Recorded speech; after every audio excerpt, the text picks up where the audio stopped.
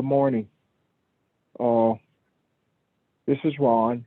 Last couple of lessons, we have talked about First Samuel chapter 16.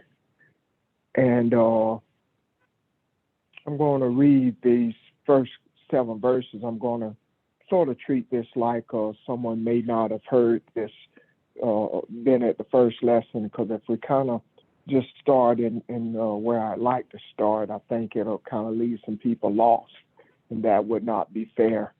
So I don't necessarily want to start over, but we'll do whatever is necessary to catch everybody up or make sure everybody has a thought as to where we are, okay? This is a lesson that we started off, and I looked at this and I just thought of it as seeing racism here, and racism having its origin. I started as a supposition saying that what if racism has its origin with the African and not with the European, as we have come to believe. And we were looking at these verses to kind of put that into the right perspective. And as the last time we talked about this, we were saying, where are we now? Which is kind of what I wanted to get into a little bit today. But just to back up to make sure we're all on the same page, 1 Samuel chapter 16, it says, now the Lord said to Samuel, how long will you grieve over Saul, since I have rejected him from being king over Israel? Fill your horn with oil and go, and I will send you to Jesse the Bethlehemite, for I have selected a king for myself among his sons. But Samuel said, how can I go? When Saul hears of it, he will kill me. And the Lord said, take a heifer with you and say, I have come to sacrifice to the Lord. And you shall invite Jesse to the sacrifice, and I will show you what you shall do. And you shall anoint for me the one whom I destine to you. Verse 4, so Samuel did what the Lord said and came to Bethlehem, and the elders of the city came trembling to meet him and said, do you come in peace? And he said, in peace. I have come to sacrifice to the Lord. Consecrate yourselves and come with me to the sacrifice. He also consecrated Jesse and his sons and invited them to the sacrifice. There's a couple things there that we didn't talk about, and as I was trying to look at this conceptually as something else, but it just stands out to me that the elders of the city see the man of God, the priest, and ask him, do you come in peace? That's another lesson there that we could talk about. The other thing here, and I'll point that out, we'll talk about it more in a minute, is he says in verse 5, consecrate yourselves and come with me to the sacrifice. He also consecrated Jesse and his sons and invited them to the sacrifice. It seems as though he consecrated everybody here, but he consecrates everybody here, but the younger son who was out, David, who was out tending the sheep. Now he gets consecrated as he's made king, but he wasn't consecrated when the rest of them were, which kind of stands out to me as well. Then it came about when the verse 6, so he entered, that he looked at Eliab and thought, surely the Lord's anointed is before him. But the Lord said to Samuel, and this is one of the key verses here that we pointed out the other day. But the Lord said unto Samuel, do not look at his appearance or at his height or of his stature, because I have rejected him. For God sees not as man sees, for man looks at the outward appearance, but the Lord looks at the heart. Then Jesse called Abinadab and made him pass before Samuel. And he passed, and he said, neither has the Lord chosen this one. Next Jesse called Shamar, passed by, and he said, neither has this had the Lord chosen him. Then Jesse made 7 of his sons pass before Samuel. But Samuel said to Jesse, the Lord has not chosen these. And Samuel said to Jesse, are these all the children? And he said, there remains yet the youngest, and behold, he is tending the sheep. Then Samuel said to Jesse, send and bring him, for we will not sit down until he comes. So he sent and brought him in. Now he was ruddy, with beautiful eyes and a handsome appearance. And the Lord said, arise, anoint him, for this is he. So that what I was looking at, and we talked about what it meant to be ruddy. It talked about being red, having a red complexion. And I read something for you last week when I was looking up. May I ask you to mute your phones, please? Thank you. We were looking at the word ruddy, and in support of what the argument was and what it said about ruddy is having a red complexion, and it stood out against the dark-skinned Hebrews. And so the thing about this is to look at how this plays out, because it's all spelled out to us, and it looks to us like as though God is speaking to everybody. But the conversation that takes place between God and Samuel is not privileged to everyone else. So all that they see is, what is about what is being said in verse 12. It looks like David being the youngest, and from the outward appearance, they are all in a questioning why would God choose him as being king. And if you just look at him from appearances, it would almost appear as though because of his beautiful eyes and his complexion. So my supposition was, what if this was the start of racism?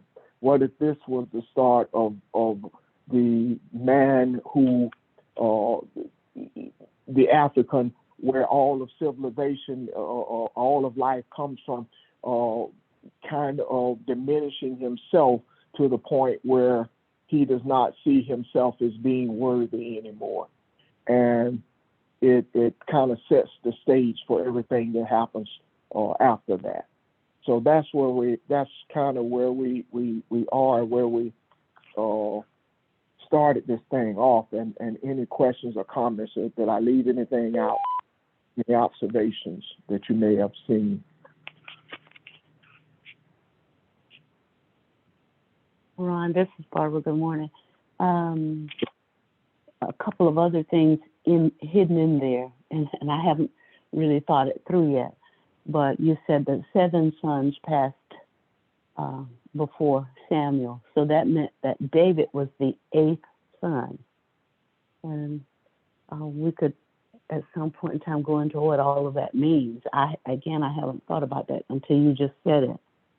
And then the other thing is that in my reading, there was a reference back to Saul and how Saul looked.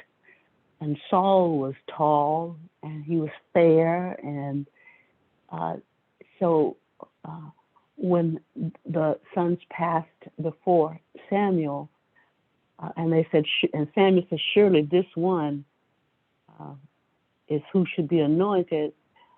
He was referring to one of Jesse's tall, fair sons.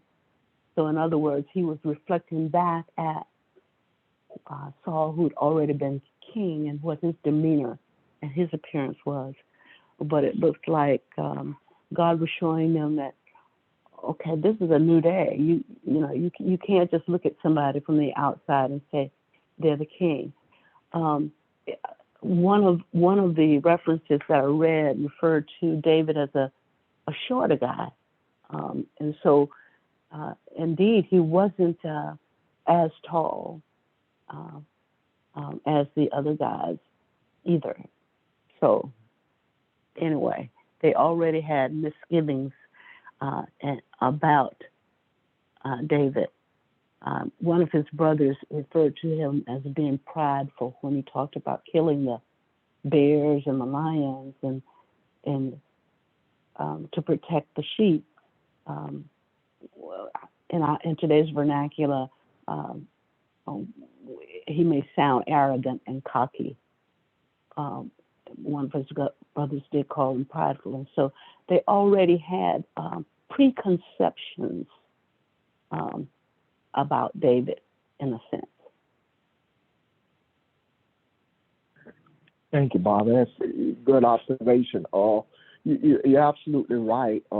7, as we've talked before, represents completion.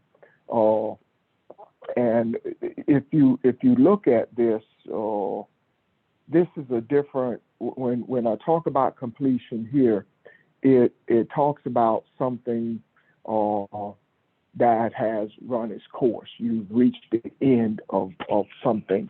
So what is reached the end of, as we kind of look at this, is it does not look like what you're used to. It is not used to look like what you've had in the past. The old king that you had was not sufficient. His heart was not in his work, which bring us to the point that Barbara makes in the second point, when it talks about David being the shepherd and his responsibilities as a shepherd. Being a shepherd takes your whole heart, meaning that you have an affection for the sheep. You care about the sheep. You take ownership of the sheep and you defend them with your life.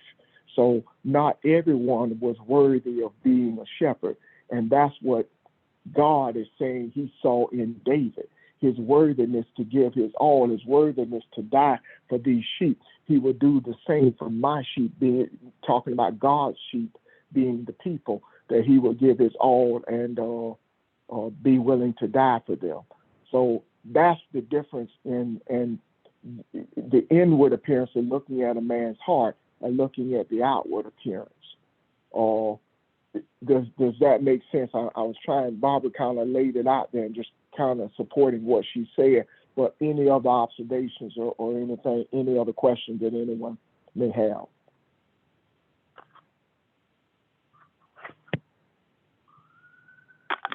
Ron, this is Ramel. I have a question. What does Bethlehemite mean? Is it a concept? I took it to mean that he was just from Bethlehem. I didn't look that one up. I mean, if someone wants to and see if it means more than that, but I think it goes into verse 4 and says, and Samuel did as the Lord said and came to Bethlehem. So I think it's pointing out the physical location, and I thank you for that, because I did not look that up, and maybe I should have, because everything here speaks of something. So if we look at talk about earth and knowing that means consciousness or awareness, then Bethlehem may be talking about a type of consciousness or awareness. So if anybody care to look that up and see if it sheds any further light, I would greatly appreciate it.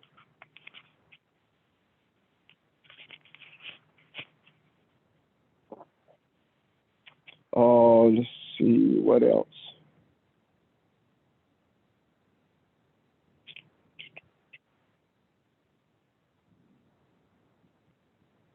Is this making sense to you, though? Do you see what I'm saying? I'm going on verse 12, and I'm saying that long before the European brutalized the African and did all the things that he did, I think that it was understood by mankind that all life did come from Africa, from this region of the world. But what if, and this is again part of my supposition, what if what the European found is the African had moved to a place that he no longer recognized who he was, and he no longer recognized his relationship with the Creator.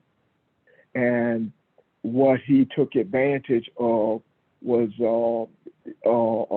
someone who was out there lost and had no idea who he was spiritually. So it does not diminish the brutalization or any of the things that took place, but it does sort of shed some light on the history of it, and to show that the African actually had a role or played a role in his status in the earth by not recognizing or not living the life that he was called to live. Any questions about that?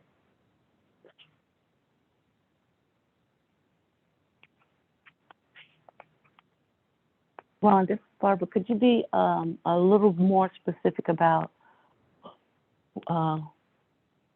what you mean when you say the African was not living the life he was called to be? Are you talking about the perceptions of David, or are you just what specifically are you talking about? Okay, what I'm saying is, if this is looking at verse 12, if this is where the ball was dropped, so to speak, whereas man of the African not realizing that or seeing or understanding that God looks at the heart, does not mean that he was rejected because of his dark skin. Does not mean that he could not be a spiritual ruler or to have spiritual understanding, and looking back at forgetting rather of who he was and what God said to Abraham and what that walk was all about. He drops that aside and carries himself as a mere man, and not recognizing that he is a spiritual being first, and allows himself to be captive and treated the way he was because he does not recognize who he is. That's kind of what I mean. I hope I'm kind of saying that right. So that's what I'm go ahead. Thank you. That clarifies for me. Okay. Anyone else? Did anyone else look up Benjaminite? What does Bethlehem mean? Not Benjaminite, Bethlehemite. Well, Bethlehem means house of bread. Okay. It's a place, again, where Jesus was born as well. So yeah, I was trying to look at this conceptually, and I didn't look that up because I didn't know if it had any bearing on what we were talking about. So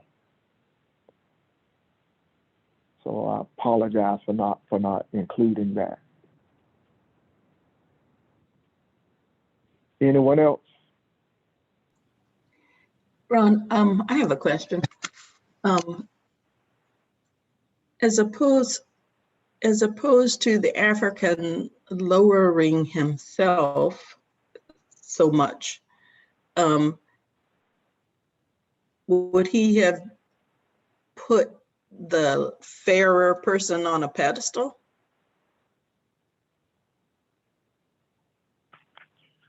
Do you see what I'm saying? Well, yeah, because the definition that I read said that the dark-skinned Hebrews took great delight in, or they found it beautiful, someone who had a light complexion.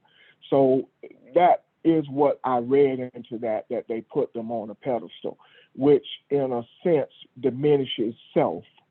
That's the, Right. kind of like saying this person, because of appearances, looks better than me, or he is better than me. So that's kind of why I was saying that this may be the beginning of racism. This may be the beginning of what has grown into the mess that we see today. But I agree with that. It is putting them on a pedestal.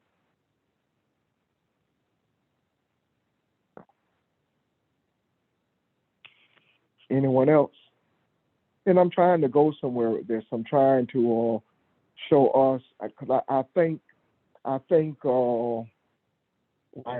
know, even though I may not be able to explain it all, we are at an awesome place in the history of man. We're at a place where I don't see time and space as mattering as to what we're seeing and trying to get to.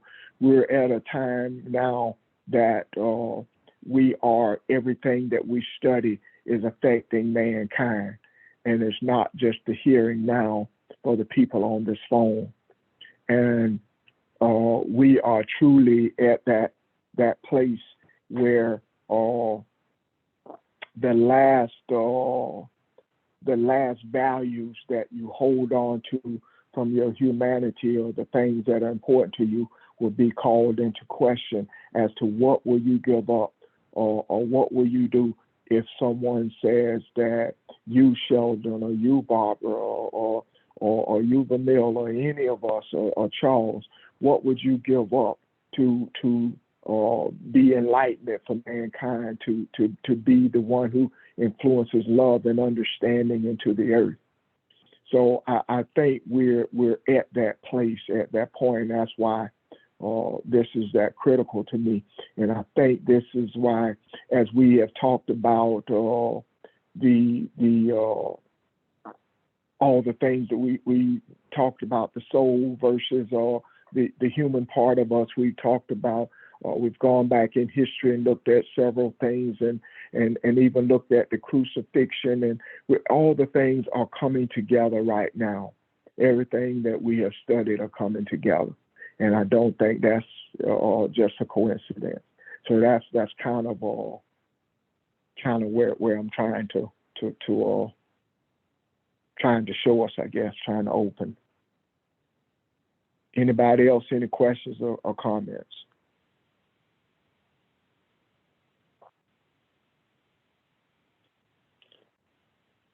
So gaining understanding of this is no coincidence that if for no other reason, and even if we don't draw the same conclusion, and you disagree and say, well, maybe this is not where racism comes. This is part of our history. This is where what is taking place here in these verses is a part of our history. So what do we gain from it? And where do we grow from it? Because as Africans, we want to, as we've talked about, return to beginning, and this is part of returning to beginning. Where did the wheels fall off the cart, and what does that mean to us today? How do we pick this up and carry it on for mankind, and not just carry it on for the African, but gain an understanding of who man is and what was intended to be, and to see that the importance of the understanding that we're gleaning from these pages, where that takes us, how does that take us forward? So that's what I guess has me a little excited and trying to understand this. Anyone else? Questions, comments?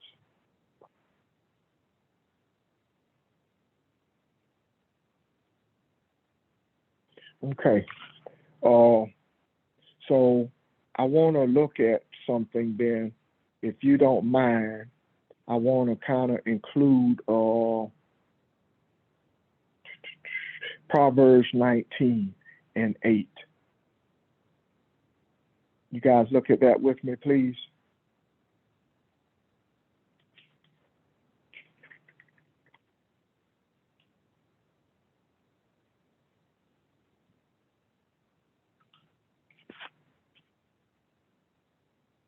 Proverbs 19 and 8 says, and he who gets wisdom loves his own soul. He who keeps understanding will find good. So I want to tie this to what we've already said.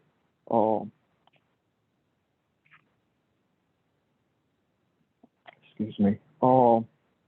He who gets wisdom, and I know that on several occasions, especially with us who years and years ago who studied the tree of life, had an understanding of wisdom and understanding. So let's talk about this a bit and how this plays into what we've studied a little bit.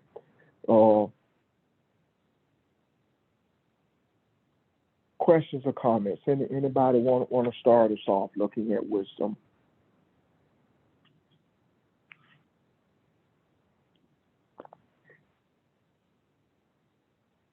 Okay. Well, wisdom, as I said, is a part of the tree of life. It's part of the and I don't want to go too deep into that because a lot of people have not studied that. But wisdom, the tree of life is part of Judaism that talks about how man approaches God, and it lines up 10 what they call seraphits that are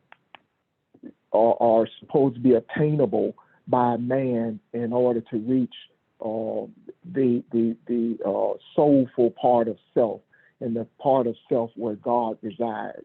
So it starts with the first one. I think it's called Malkut or Malshut. I can't remember, but how it's pronounced anyway. But that is the place where the Holy Spirit resides, or the Shekinah, and it is that from that point that man ascends up through his own mind, through his own spirit, until he reaches the point where he's to the Holy of Holies, or to the place where God resides.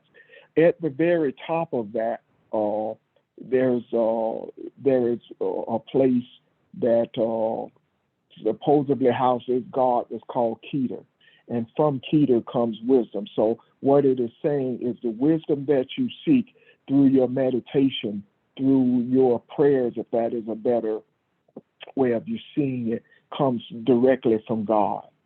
And that is something that is experienced and something that is done by you releasing self. In other words, releasing who you are and ascending based on your desire to be spiritual, to see something higher and gain higher understanding.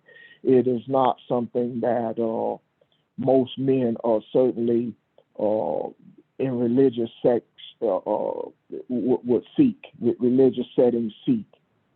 So when we look at this, the stages or the steps of getting there is just a surrendering of self and a desire.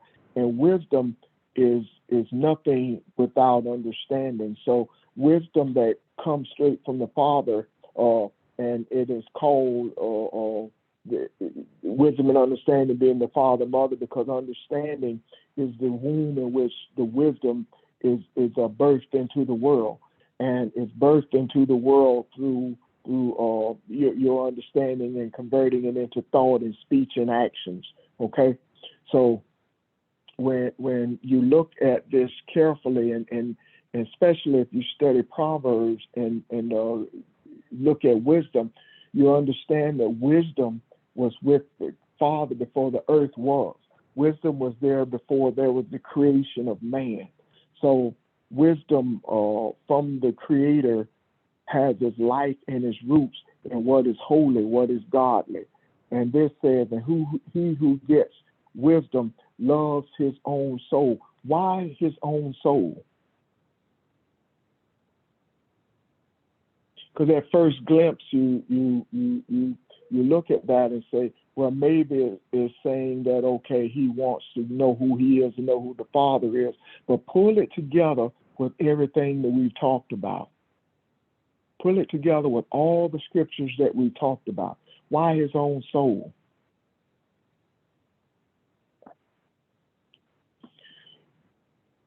We have grown to...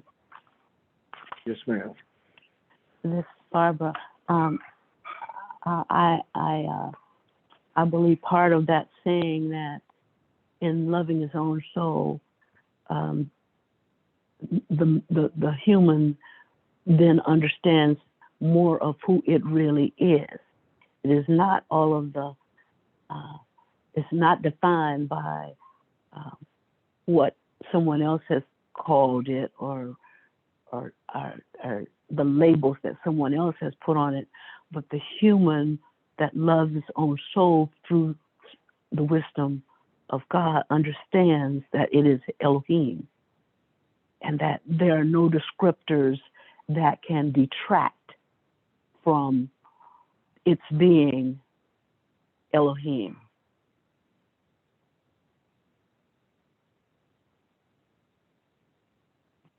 Okay.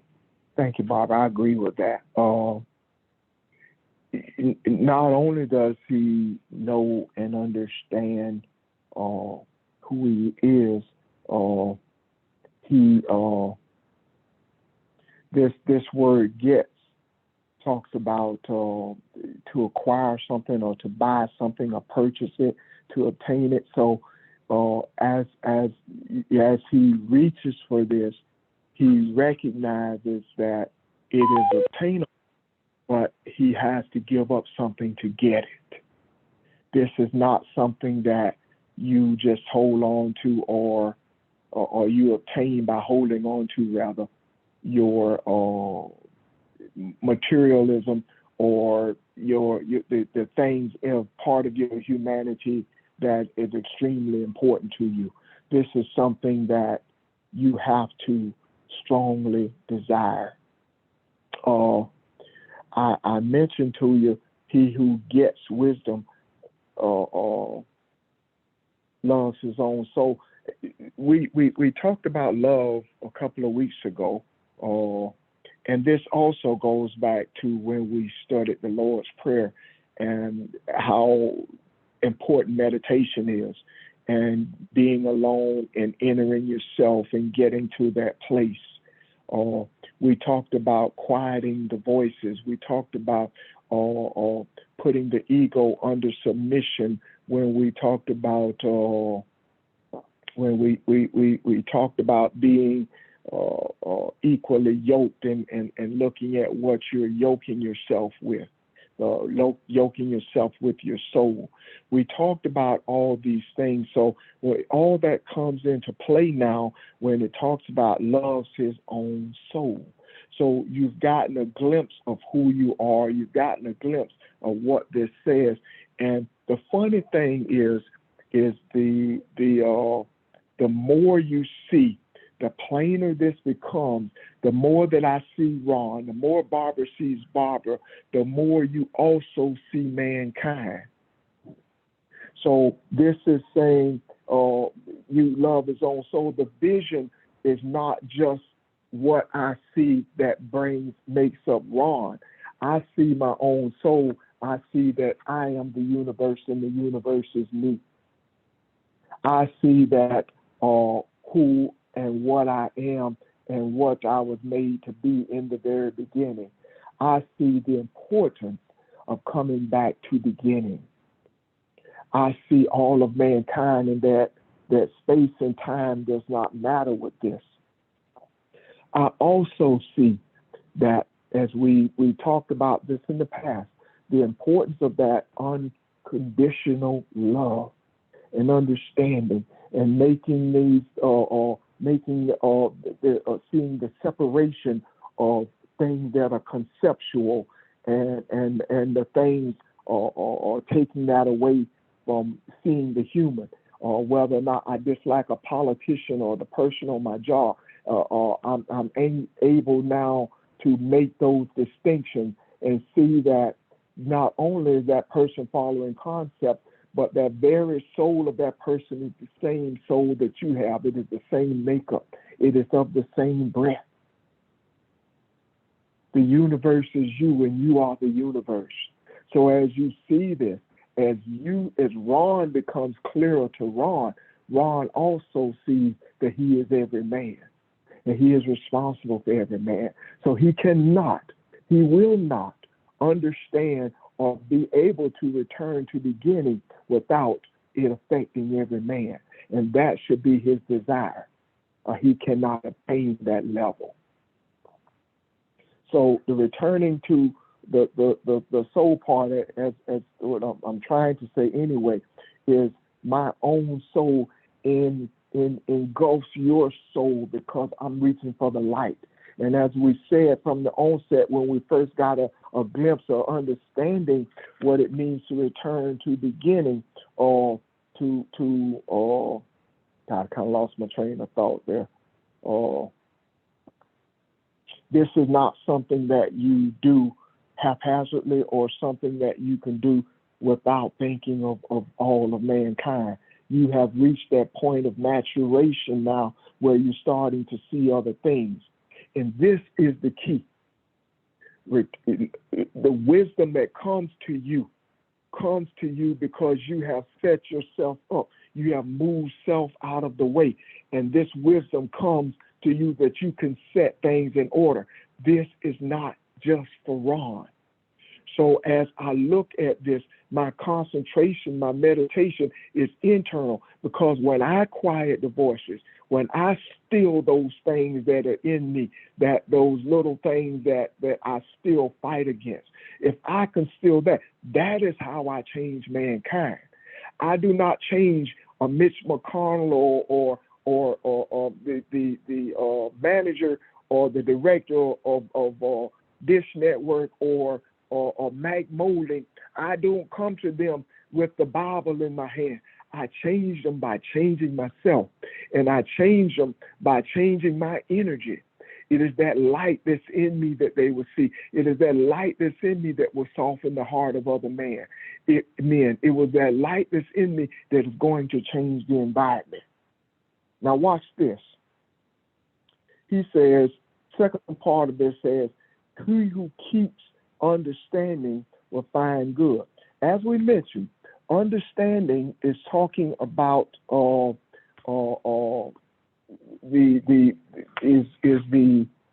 birth of wisdom, meaning you think of something wise, and the understanding is being able to explain it, being able to show it to someone else, being able to live it. You're giving birth to it. You're making it applicable. You're putting it out there so that others can see it. You're reasoning with it. Your thoughts are changing to it. So you're bringing life to the wisdom that came to you. So understanding is birthing what the wisdom is that has come to you. So when you get to that point, is when again, this affects all of mankind.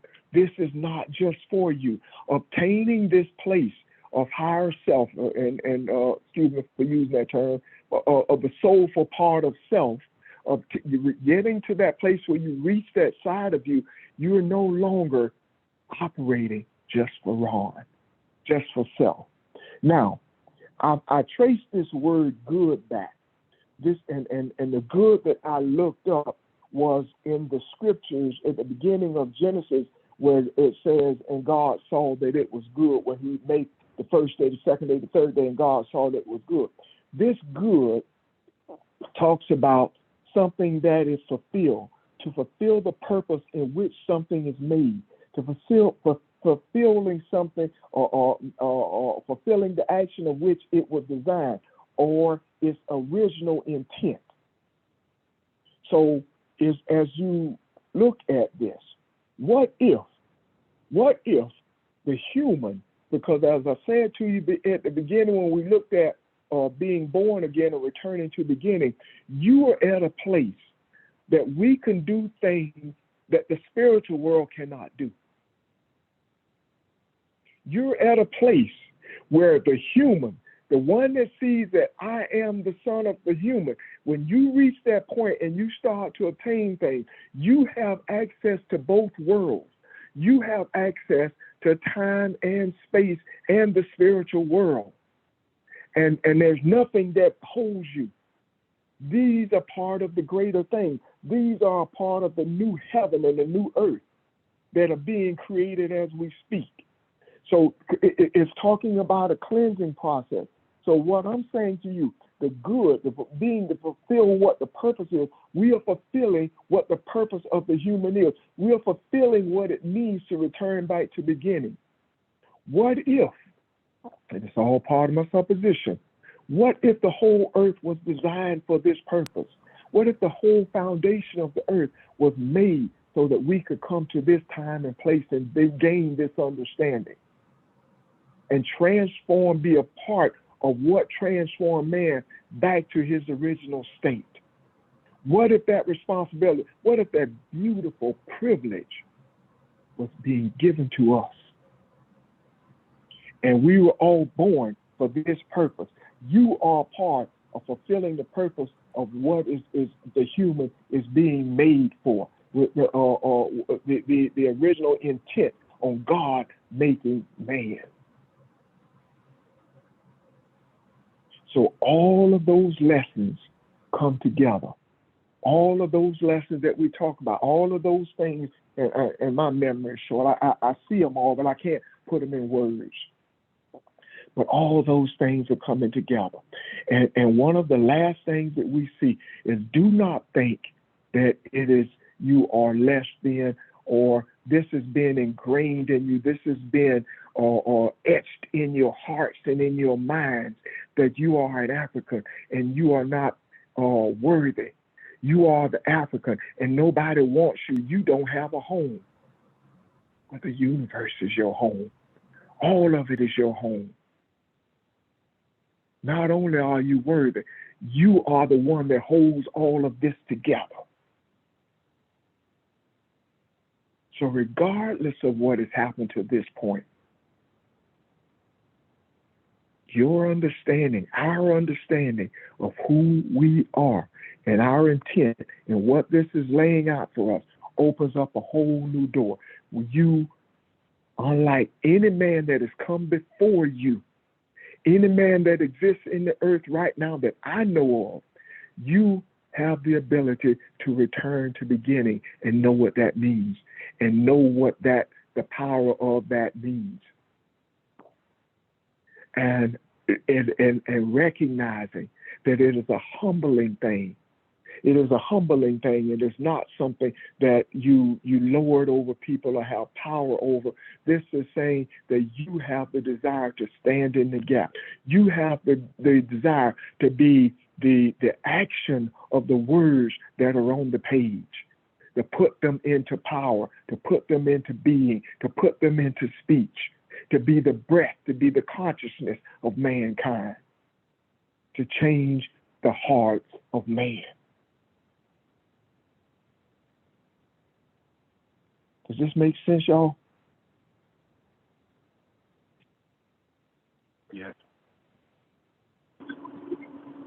Good morning, everyone. Ron, one of the things I want to speak upon when you stated wisdom, I do feel wisdom can be attained by trial and error. And what I mean by that is,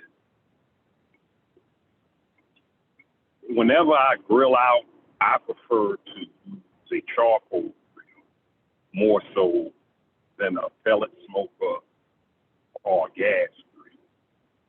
And by way of trial and error of cooking on a charcoal grill, I'm establishing intimacy with the grill, whatever goes on the grill, whatever come off the grill, and to whom I'm cooking from. And I just feel that by way of gaining wisdom of trial and error, when you're trying to get an appreciation or attachment to wisdom, intimacy, it's going to help you in gaining wisdom. I prefer the charcoal grill because I need to know about fire management, how much oxygen needs to get to this fire. So when you do get wisdom, that is an extension that's going to benefit everyone. You have to share. Everyone on this phone can do something better than me or anyone else that you know. And if it's going to benefit the world, you have to share it. It's just like growing a garden. The manure ain't no good to you unless you spread it. You just can't put that manure in one spot of your garden. You got to spread it out across the field. So by way of with trial and error, You're going to make mistakes out here. And from your mistakes, you should get a better understanding of whatever you're trying to accomplish. And it may establish some kind of intimacy between you and life, you and Buddha, you and Allah, you and God, you and the Kabbalah. So that's how I look at wisdom. Yeah, I agree with you, but that's the earthly wisdom. I'm talking about something much higher. I'm talking about something spiritual, and I agree with you. That's earthly wisdom that is obtainable to everyone. Well, I'm talking about giving up of self and reaching a higher plane through meditation, through prayer, through desire to be more. That's that. So yeah. I was trying to think when you were saying that. There's a part in the New Testament that talks about earthly wisdom, and I should have made that distinction. And I got to looking at stuff and didn't remember it anymore. Didn't think about it anymore. But this I'm talking about is something that is obtainable but sought by very few. So that's the difference. There's a difference in those two wisdoms. Does that make sense, everybody?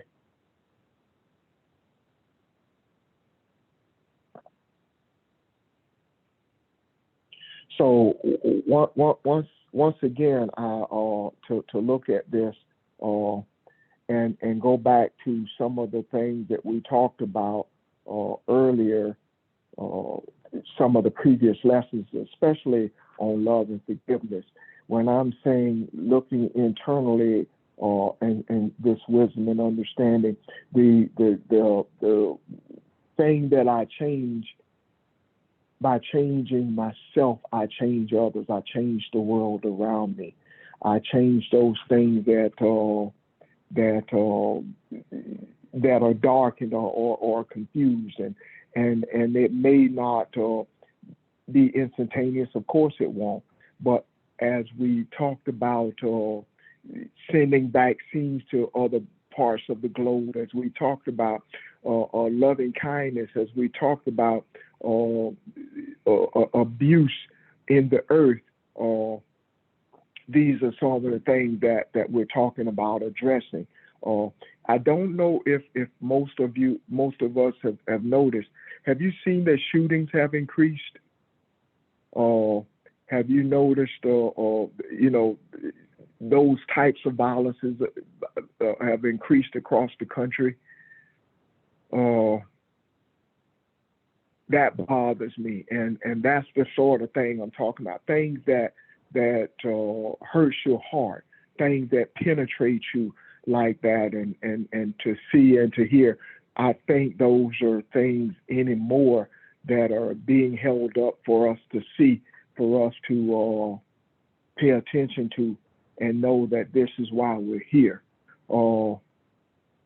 And not only have they increased a lot of it, like the last couple of shootings in D.C. area, happened in the daylight. I mean, happened in crowds of people, one outside of a ball stadium. I mean, how many people had to be out there to witness that? I saw something on the news yesterday about the 60-something-year-old woman that get beat up at the bus stop by 4 young ladies, and the guy that stood there and laughed about it, instead of trying to help or at least call somebody. I mean, things are happening, and I talked to Pastor. He was saying, sometimes it gets darker before the dawn, and I see that. I do see that, but I wonder, as we search for things like this, and as we look, and as we try to be enlightened and search for meaning, those kind of things sometimes kind of escape me. Those kind of things bothers me, and they cause me to pause. And if it were not for lessons like this, it were not for other people to talk to, sometimes it gets frustrating. It really does. but I want to stay the course. I want to stay the course, and I want us to get this. I want us to live this, and I want us to see that just as this 1 Samuel chapter 16 may be a part, or may be in some way showing us where the African stopped loving himself as to the degree that he should. If that is the case or not, at some point he did. And what we're looking at is how to love ourselves again, how to deeply love yourself, how to, as I think Audrey and Linda, I can't remember, both of them said something about it, but the depth of forgiveness and forgiving self and looking at yourself and so when we get to these points and we get it is the inside that we well up first, that we repair first before we will see any evidence of it on the outside, is what I'm saying. So I'm hoping this makes sense. If not, ask me a question or somebody help me out, please.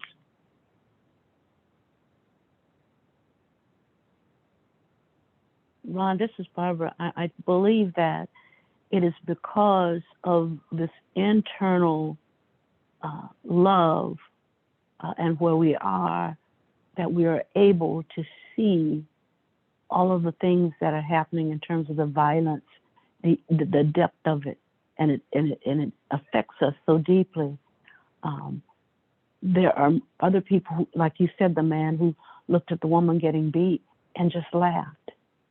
And so obviously there's no love of self, because the man would know that she is me and I'm it. I'm her. So it's because we understand that in our relationship with each other, that we are one, that all of these acts of violence just stand out to us. But in understanding that and seeing that, we also have to know that we can't allow that to distract us to the extent that it pulls us out of knowing that we are on the right track. We are one. We can't let that whip us into whip our emotions, etc., into what are we going to do? How are we going to get this done? We need to be out there. No. We have to be to understand that, as you have said, we have the power to affect this by how we deal with ourselves.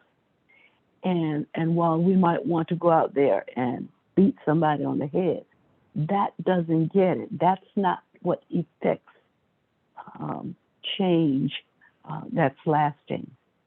It's when I settle the animalistic nature within myself, and that radiates. That's the wisdom of knowing who I am and who everyone else is in relation to me. That's what radiates, and that's what people begin to see as part of that understanding that's been brought to life through wisdom. The fact that, no, I can't hate someone because they hate me. I can't beat someone down because they beat me. That's not wisdom. And so we've got to keep that perspective and keep that in the macro, in spite of what our eyes see. We got to remember who we be. Thank you, Bobby. That summed it up beautifully. Remembering who we are, and this was the one of the things that I'm gonna read something to you. You don't have to turn there. I'm in Genesis 1, verse 2. It said, "The earth was formless and void." The earth was formless and void. If you look at this and see that you are the heavens and Hey. you. Hello. Hi. Just let you know more. Okay. I'm just mentioning something in Genesis right now, Pastor. But you are the heavens and the earth. Everything is at your disposal. And you are the light in the darkness. And this formless and void. What we are doing right now, as we are being filled and understanding who we are, that void is being taken away and form is taking place. This is a part of filling the earth. So it doesn't mean that you shape it, because we're not shaping anything, but this is a part of filling the earth, what we're doing now. We are in a transformation. We are transforming, we're recognizing that we are the human, but it is that humanity that is propelling us into the being the more. And that is what we're doing. And as we do that, and as Barbara said, we don't forget that, and that grows in us. And that it is that transformation that changes the world. It is that transformation that changes the environments around us. But, and there are times that, let's be honest, I have to be honest. There are times when things get to me, and I call Pastor or Kathy or whoever and say, hey, y'all, this is what I saw, this is what I read, and we discuss it, just to help me pull me back a little faster, but not losing focus of who I am, not losing focus of what we discussed and pulling all this together, the mission that we're on. There is no turning back. There's nothing else for us to go back to. There's nothing else to go back to. This is in you. This is a part of us now. This has already started to manifest and change who you are. So, Pastor, we have discussed 1 Samuel 16, and we've looked at Proverbs 19 and 8. And we talked about understanding and wisdom, and we talked about just kind of summed everything up looking at Genesis. You have any insight, anything you want to, or do you want us to back up to something? No, not really. I apologize for not being on earlier, but I had to take care of something. And but if there are questions, that would probably give me a great insight as to the direction you took. But I'm good. So. Well, one question or statement I have for you all. Last week we talked about some pretty violent acts, and prior to Reverend Richard getting on the phone, we talked about some violent acts that's taking place on a regular. My question to you all is, what do you think that's fueling that? Now, I do have an answer of what I think may be fueling some of these violent acts and barbaric acts. Yet, once we find out what's fueling it, then we may have a chance in getting rid of it or decreasing the numbers. So the violent acts that you all have stated, I think what's fueling it is a degree of music out here. You have something called drill, and it's an extension of hip hop. And they talking about some crazy stuff. Can I answer for you? Go ahead. Can I answer? At least from my perspective, I think the violent act. Can I ask mute your phone, please? Mute your phone, please. I think the violent acts have always been there. I think we're getting more sensitive to them. I think they hurt more than, and they've always hurt, but I think they hurt more than they ever have before. And we're getting to be more sensitive to what's out there. It has always been violence out there. It just seemed to what we see now seem to maybe bother me a little bit more. And the even, some of the being just the insensitivity of other people. It just comes all together, and it kind of takes me someplace. But someone else, please help me out with that. Yeah, I will. I read that thing on drill music, and to be honest, the conclusion that I came to based upon what we're teaching, what the scriptures say, is that the music is a result of violence that's already in the environment. It is an extension of that, because if you look at music, regardless of the time that you look at that music, it is reflective of the society in which you live, whether it be R&B, whether it be jazz, whether it be blues, strange fruit hanging from the trees, whatever.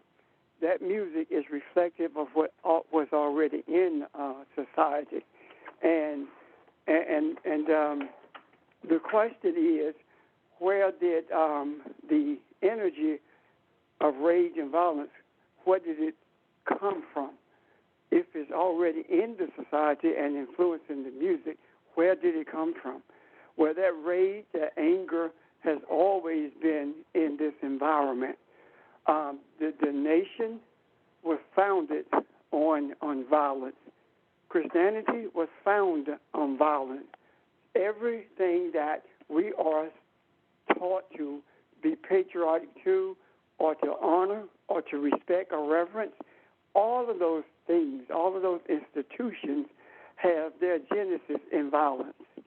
And because of that their roots being in violence, that violence began to permeate not only the atmosphere, but then when you take that and couple it with inequalities in healthcare, jobs, etc., poverty, the opposite of poverty is not wealth. The opposite of poverty is not wealth. It is justice, or it is equality. So when we look at it from that perspective, we begin to understand and we begin to see what's going on. Example of what I'm saying about the environment influencing, if you listen to Marvin Gaye's songs about the war, his songs did not start the war. The war is what fuels the energy for his songs. That's what I mean when I say the energy of the society influences the music. I'm done. Okay. Anyone else?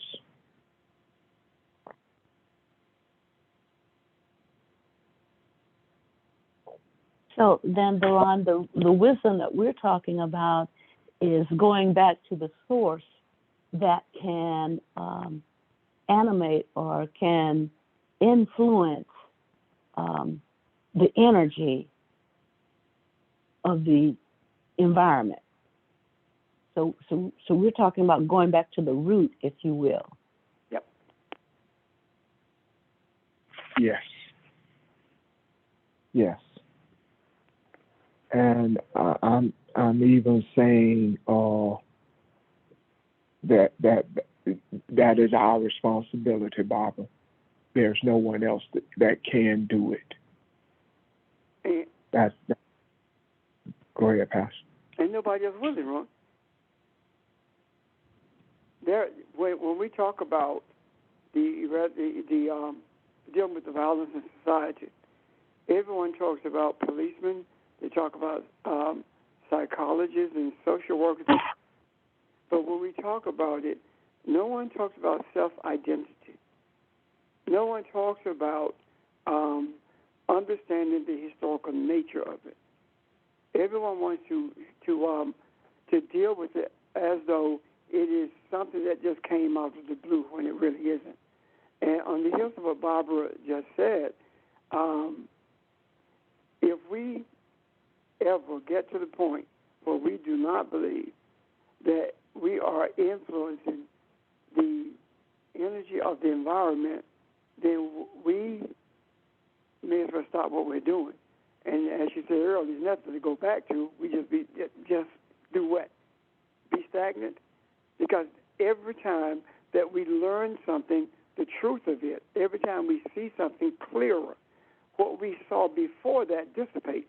That's why it's nothing to go back to, because it really was not spiritual in the beginning, which means that it was an illusion as opposed to a reality in terms of spiritual reality. I'm done. Anyone else?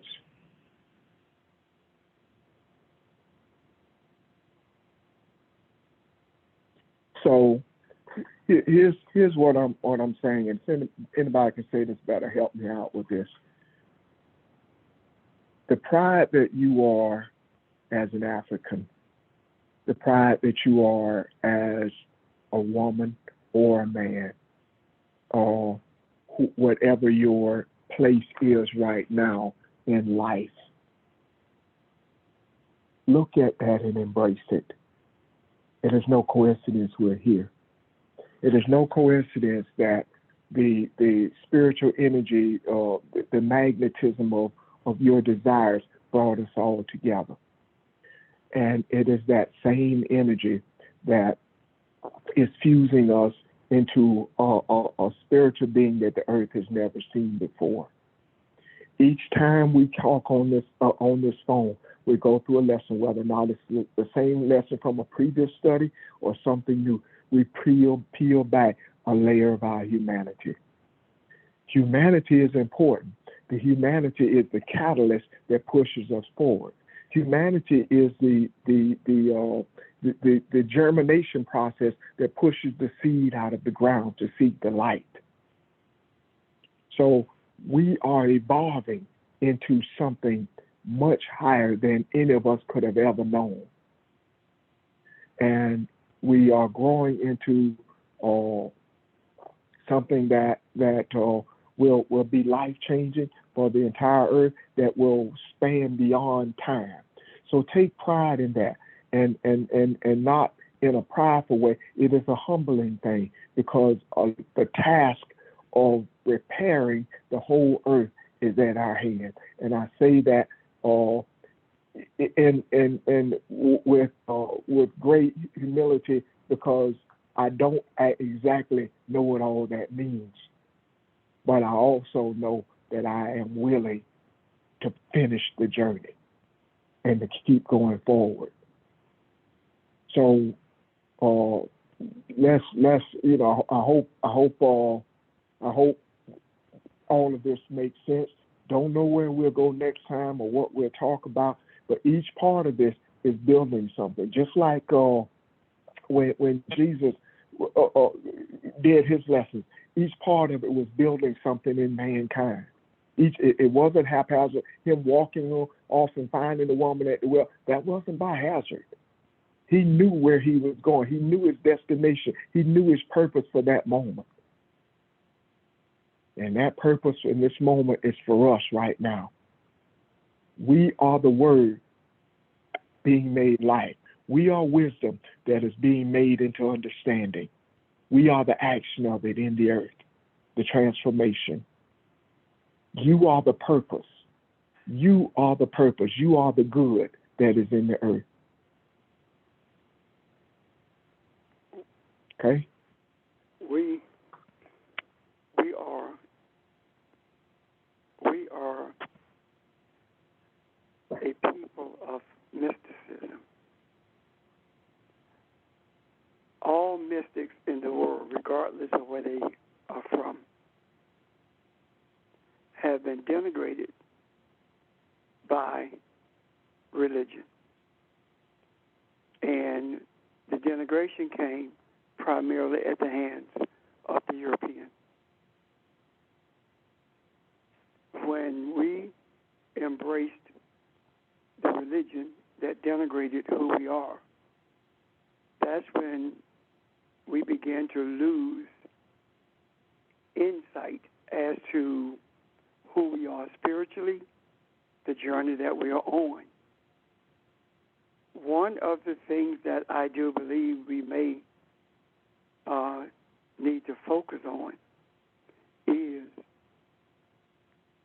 a return return to beginning, I think we focus on an understanding of the mysticism of our essence.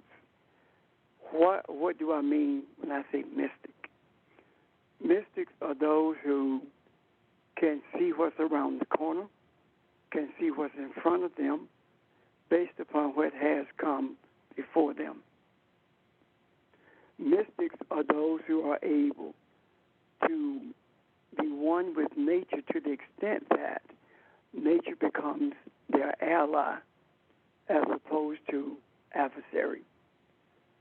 The mystic knows how to use plants for medicinal purposes. The mystic knows how to choose the right foods from the fields or from the forest. So all of these things that relates to mysticism is something that we need to regain. One of the ways I see that doing that is to respect nature. What I mean by that is hunting for the sport of it is disconnecting from nature. Clear cutting is disrespecting nature. There are so many different ways that we disrespect nature to the extent that nature becomes rebellious. And the rebellion of nature is directly related to our rebellion against nature. We are getting what we have put out there. We are a mirror for what happens in this earth. And it is very, very necessary that we hold on to the reins of change. Because if we don't, the earth will be destroyed. I know that the fires in California, the floods in Europe, I know these are things that we recognize. The drought, we recognize those things. The reason we recognize them is because they are happening to us. However, when we look at the drought in the Sudan, when we look at the floods in China or in India, when we look at those places, we don't hear that much about them, so we don't pay any attention. Our goal is the restoration of humanity, because when humanity is restored, then the earth will be restored. Restoration of humanity does not come until we understand and accept that we are Elohim. Restoration of humanity is reflective of what is spirit, that which is spiritual.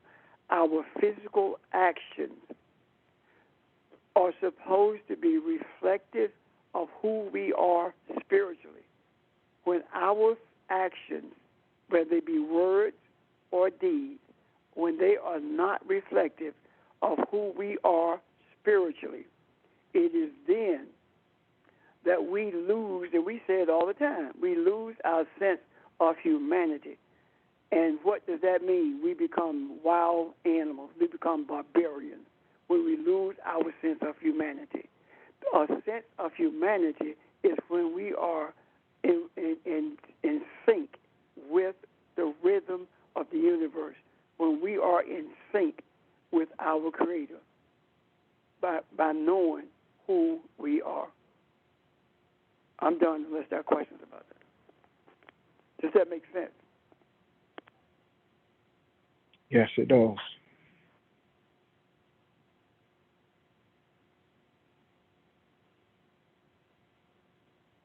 Questions, y'all, comments? This is Rainey. I have a question. I've been having lots of dreams lately, a lot related to my cousin. In one of them, I dreamt about people going to sleep. And at first, I went to sleep. There were people who were digging in the sand, and they said there was a treasure in there. And I thought about joining them, but instead I went to sleep. And then I woke up, and they were sitting near the sand, laying near the sand. They were asleep. They had cleared the sand. I don't know if they found the treasure, but they were asleep. And I'm finding that physically I'm going to sleep early, like 9, 8 p.m., and still getting up at my normal time. I'm wondering how much sleep and with what we're talking about might be playing into what we're going through and what we're dealing with.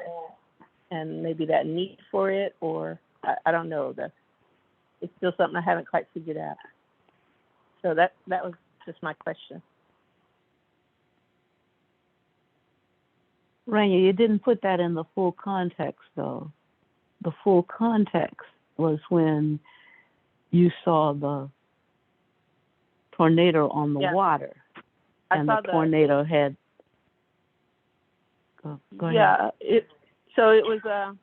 I was near the ocean, and the ocean, was moving like the ocean is, but above it, because we were thinking of going out into the water, but then we saw these brown clouds, big brown clouds, and there were tornadoes in the clouds, and they weren't water spouts. It was like tornadoes made out of these brown clouds that were coming down the water, and they were moving from. If I looked at the water from my right to my left, down the coast or up the coast, however that is, and we knew we needed to wait to get into the water till that storm passed. And I found out later that the brown clouds were actually indicative of wood smoke, cloud, what you see when there's a fire. Those were the clouds I was seeing. So there were these fire clouds over the water with the air whipping them up. And so we kind of talked a little bit about that relative to my cousin. But it was after seeing that and coming to do something else while we waited for the storm to pass that the sleeping came into it.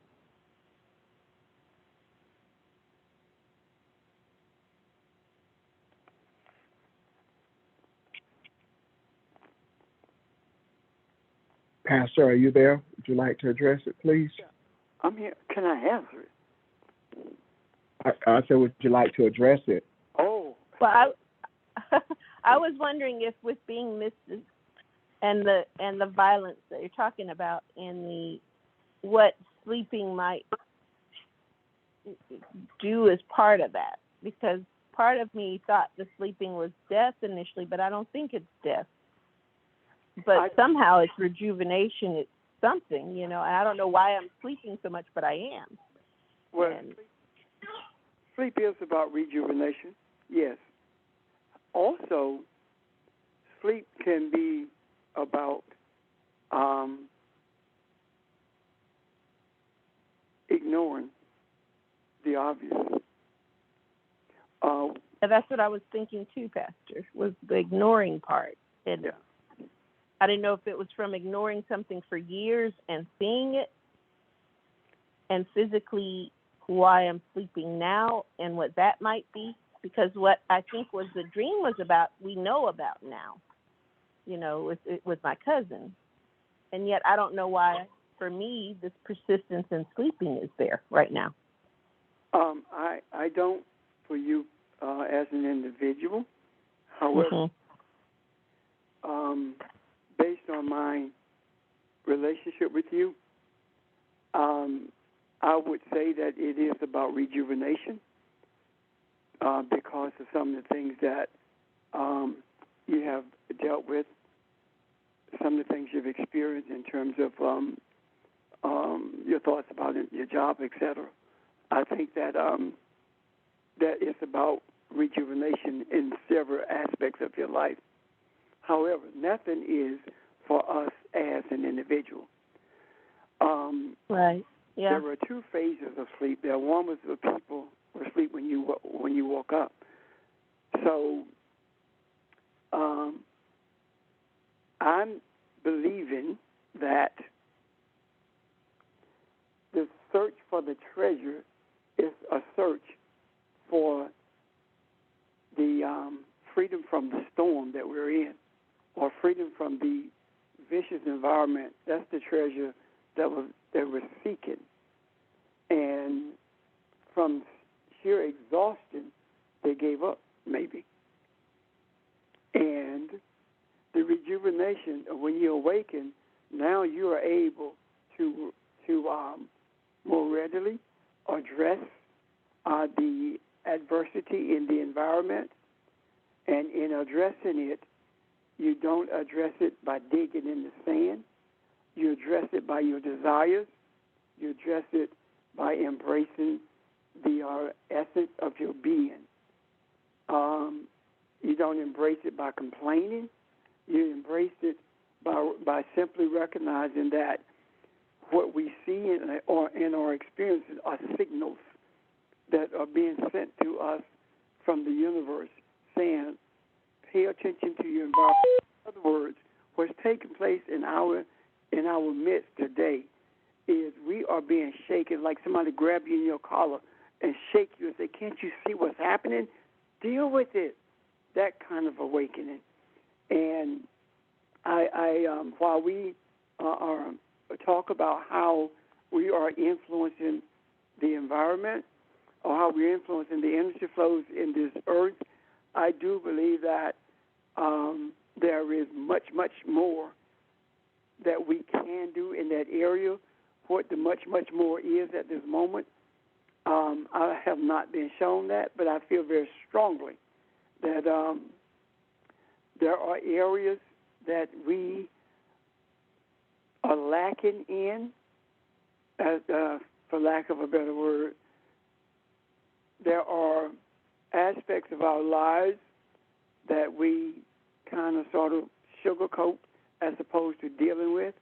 And when we begin to deal with those aspects in our lives, it's no different than what I said earlier about uranium, that it's not just for an individual, it's always for mankind. Why? Because if our desires are for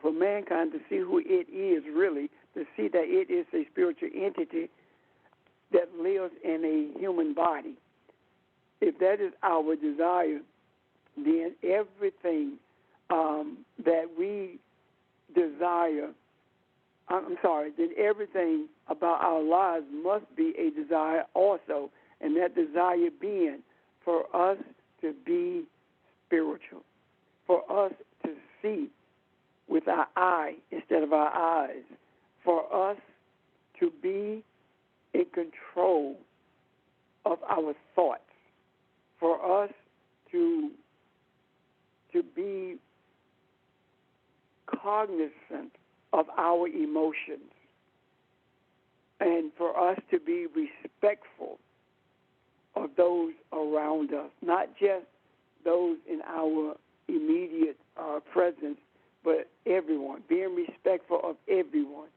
The greatest measure of respect is when you are able to respect someone who's disrespecting you.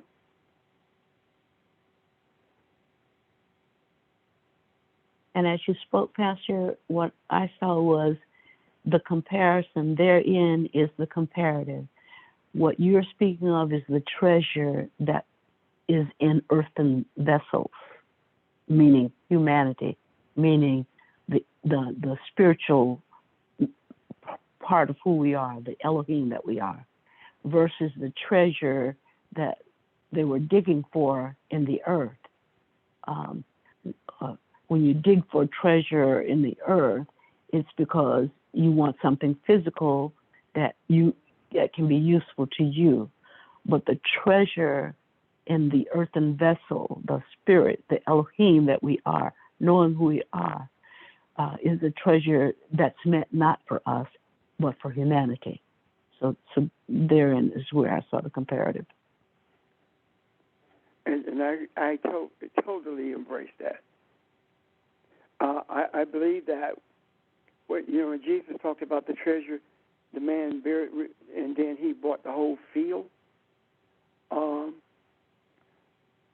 The idea of that, what I see in that rather, is that the purchase of the whole field the purchase price is your selfish ambitions. The purchase price is the sacrifice or the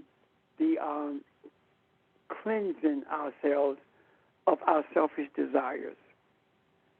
And as Jesus was being totally committed to the enhancement of of the spiritual being who lives in a human body. Because when the spiritual being who lives in a human body is enhanced, it is at that point that it begins to see its spiritual nature. So this does not require a partial commitment. It requires a total commitment. A total commitment. Foxes have holes. Birds have nests in the trees, but the Son of Man has nowhere to lay his head. Don't get caught up in this material world to the extent that your focus is your survival. When that happens, the authority of what Jesus was teaching finds no place in us because it has been displaced by our material desires. We must always hold on to the reality that the birds don't gather and they don't put their grain in a barn, but yet of whom our Father supplies everything that they need. Therefore, we must not take thought for tomorrow, not be concerned about what is to come. But we are to focus on righteousness. We are to focus on the kingdom principles, and that everything else will be added. Does that make sense to you guys? Yes. It does indeed.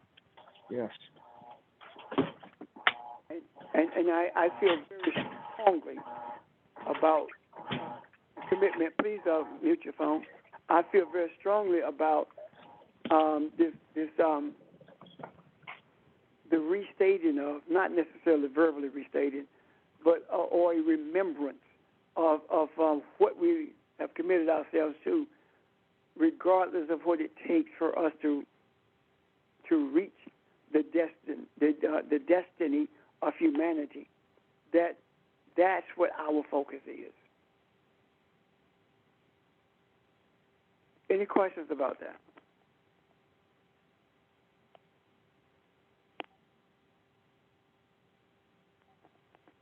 I'm done, Ron. Thank you. That really was just said differently, but the focus of the lesson, giving you all to this purpose, this cause.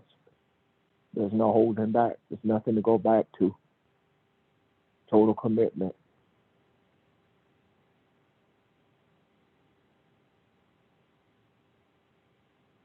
I hope it makes sense. If not, we'll have questions for tomorrow, I guess, and we'll go from there. If there are no further questions or comments, I guess we're done.